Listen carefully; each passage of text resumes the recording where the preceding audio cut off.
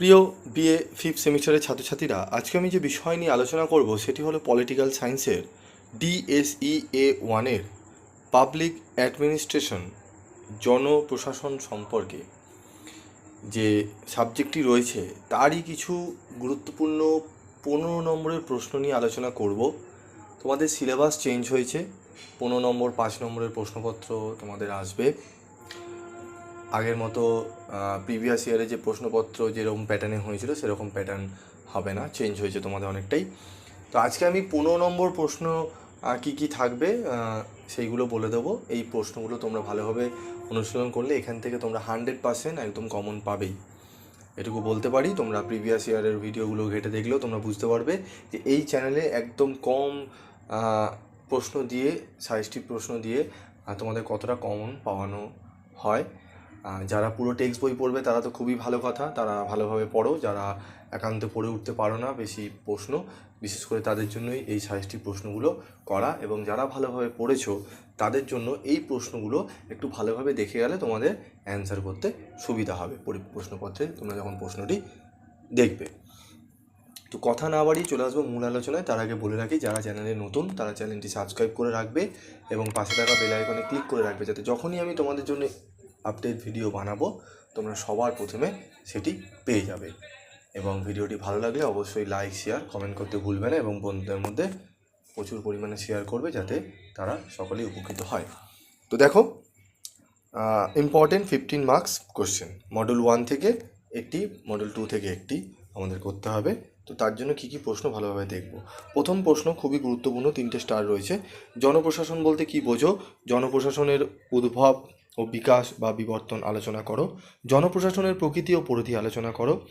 উন্নয়ন প্রশাসন সম্পর্কে আলোচনা করো। 4 নম্বর প্রশ্ন, সরকারি প্রশাসন ও বেসরকারি প্রশাসনের মধ্যে পার্থক্য লেখো। খুবই গুরুত্বপূর্ণ প্রশ্ন। এই 4টি প্রশ্নের মধ্যে প্রথম 3টি প্রশ্ন দেখো, আমি প্রথম 2টি প্রশ্ন 3টে করে স্টার দেওয়া রয়েছে এবং পরের 2টি করে স্টার দেওয়া রয়েছে। তো বুঝতেই পারছো কতটা গুরুত্বপূর্ণ এই 4টি প্রশ্ন। হয়তো এই 4টি প্রশ্নের মধ্যেই তোমরা একটি 15 নম্বর প্রশ্ন মডেল 1 থেকে পেয়ে যেতে পারো। চলে আসবো 5 নম্বর প্রশ্ন। 5 নম্বর প্রশ্ন দেখে নেব। দেখো, 5 নম্বর প্রশ্ন, কেন্দ্রীকরণ ও বিকেন্দ্রীকরণের ধারণা দাও, উভয়ের সুবিধা অসুবিধা লেখো। নতুন ব্যবস্থাপন ধারণাটি আলোচনা করো। ক্রমোচ্চ স্তরবিন্যাস, নিয়ন্ত্রণের পরিধি বলতে কী বোঝো? এদের বৈশিষ্ট্য, সুবিধা অসুবিধাগুলি লেখো। তো এই মডেল 1 থেকে 7টি প্রশ্ন পড়লেই তোমরা একটি প্রশ্ন কমন পাবে। চলে আসবো মডেল 2। মডেল 2-এ চলে আসবো। দেখো, ম্যাক্স ওয়েবারের আমলাতন্ত্রের তত্ত্ব বিশ্লেষণ করো। ম্যাক্স ওয়েবারের আমলাতন্ত্রের তত্ত্ব বিশ্লেষণ করো। আমলাতন্ত্র সম্পর্কে ম্যাক্স ওয়েবারের অবদান আলোচনা করো। 2টি প্রশ্নই খুবই গুরুত্বপূর্ণ, হামেশাই এই প্রশ্ন 2টির মধ্যে একটি ঘুরিয়ে ফিরিয়ে দেয়। তো এই 2টি প্রশ্নই তোমরা যদি ভালোভাবে অনুশীলন করে যাও তোমাদের অনেকটাই উপকৃত হবে। চলে আসবো 3 নম্বর প্রশ্নে। জননীতি বা সরকারি নীতি বলতে কী বোঝো? জননীতির রূপায়ণের প্রক্রিয়ার ওপর টিকা লেখো।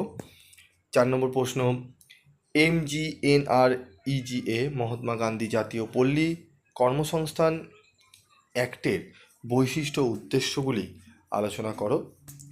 NRHM এর বৈশিষ্ট্য ও উদ্দেশ্যগুলি আলোচনা করো। খুবই গুরুত্বপূর্ণ প্রশ্ন।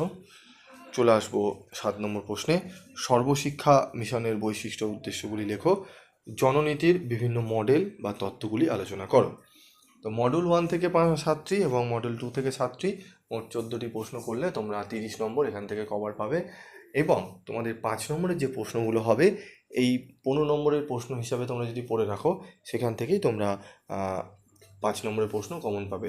হয়তো তোমাদের বলতে পারে সর্বশিক্ষা মিশনের 5টি বৈশিষ্ট্য উল্লেখ করো বা সর্বশিক্ষা মিশনের উদ্দেশ্যগুলি আলোচনা করো, 5 নম্বরে দিয়ে দিল। তো এই 15-র মধ্যেই তোমরা 5 নম্বরের প্রশ্নগুলোও কমন পেয়ে যাবে। তাই বলবো এই বড় প্রশ্নগুলো খুব ভালোভাবে করো। আমি পরবর্তী ভিডিওতে তোমরা কমেন্টস করলে প্রচুর পরিমাণে আমি 5 নম্বরের এবং 2 নম্বরের প্রশ্ন নিয়ে হাজির হব, যে প্রশ্নগুলি অত্যন্ত গুরুত্বপূর্ণ বাছাই করা প্রশ্ন। তো উত্তরের জন্য যদি তোমাদের কোনো প্রশ্ন করতে অসুবিধা হয়, উত্তর যদি লাগে, আমাকে অবশ্যই কমেন্ট বক্সে লিখে জানাবে। একমাত্র এই চ্যানেলেই একদম ফ্রি অফ কস্ট তোমাদের সামনে উত্তর টু দি পয়েন্ট অ্যান্সার তোমরা ভিডিওগুলো দেখলেই বুঝতে পারবে তোমাদের সামনে তুলে ধরা হয়। এবং এটি কোনো ব্যবসা সংক্রান্ত চ্যানেল নয়, তোমাদের সাহায্য করাই এই চ্যানেলের মূল উদ্দেশ্য। এবং এই চ্যানেল থেকে যে আর্নিংগুলো হয় সেগুলি একটি ভালো কাজেই লাগে, সেটি আমি আরেকটু ভালোভাবে করতে পারি। অবশ্যই তোমাদের সামনে শেয়ার করব যে কী কাজে লাগানো হয়। যাই হোক, দেখা হবে পরবর্তী ভিডিও ক্লাসে।